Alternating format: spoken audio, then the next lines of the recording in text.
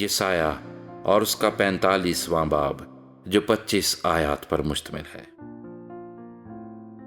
خداوند اپنے ممسوح خورس کے حق میں یوں فرماتا ہے کہ میں نے اس کا دہنا ہاتھ پکڑا کہ امتوں کو اس کے سامنے زیر کروں اور بادشاہوں کی کمریں کھلوا ڈالوں اور دروازوں کو اس کے لیے کھول دوں اور پھاٹک بند نہ کیے جائیں گے۔ میں تیرے آگے آگے چلوں گا اور نہ ہموار جگہوں کو ہموار بنا دوں گا۔ میں پیتل کے دروازوں کو ٹکڑے ٹکڑے کروں گا اور لوہے کے بینڈوں کو کاٹ ڈالوں گا، اور میں ظلمات کے خزانے اور پوشیدہ مکانوں کے دفینے تجھے دوں گا، تاکہ تو جانے کہ میں خداوند اسرائیل کا خدا ہوں، جس نے تجھے نام لے کر بلایا ہے۔ میں نے اپنے خادم یعقوب اور اپنے برگزیدہ اسرائیل کی خاطر تجھے نام لے کر بلایا۔ میں نے تجھے ایک لقب بخشا، اگرچہ تو مجھ کو نہیں جانتا۔ میں ہی خداوند ہوں اور کوئی نہیں، میرے سوا کوئی خدا نہیں۔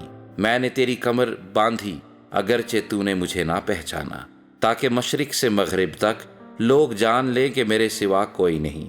میں ہی خداوند ہوں، میرے سوا کوئی دوسرا نہیں۔ میں ہی روشنی کا موجد اور تاریکی کا خالق ہوں۔ میں سلامتی کا بانی اور بلا کو پیدا کرنے والا ہوں۔ میں ہی خداوند یہ سب کچھ کرنے والا ہوں۔ اے آسمان، اوپر سے ٹپک پڑ، ہاں بادل راست بازی برسائیں، زمین کھل جائے اور نجات اور صداقت کا پھل لائے، وہ ان کو اکٹھے اگائے۔ میں خداوند اس کا پیدا کرنے والا ہوں۔ افسوس اس پر جو اپنے خالق سے جھگڑتا ہے۔ ٹھیکرا تو زمین کے ٹھیکروں میں سے ہے۔ کیا مٹی کمہار سے کہے کہ تو کیا بناتا ہے؟ کیا تیری دستکاری کہے اسے تو ہاتھ نہیں؟ اس پر افسوس جو باپ سے کہے تو کس چیز کا والد ہے، اور ماں سے کہے تو کس چیز کی والدہ ہے۔ خداوند اسرائیل کا قدوس اور خالق یوں فرماتا ہے کہ کیا تم آنے والی چیزوں کی بابت مجھ سے پوچھو گے؟ کیا تم میرے بیٹوں یا میری دستکاری کی بابت مجھے حکم دو گے؟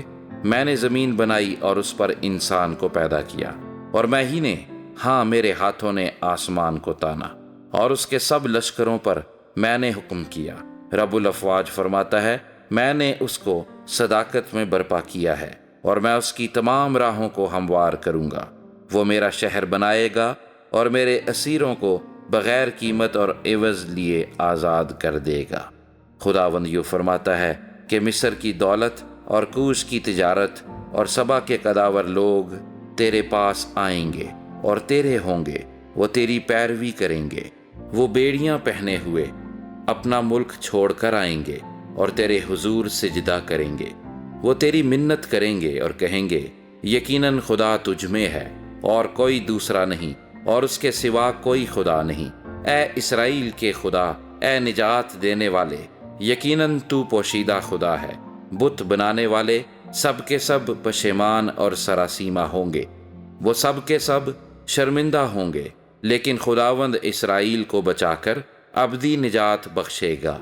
تم عبدالآباد تک کبھی پشیمان اور سراسیمہ نہ ہوگے، کیونکہ خداوند جس نے آسمان پیدا کیے وہی خدا ہے۔ اسی نے زمین بنائی اور تیار کی، اسی نے اسے قائم کیا۔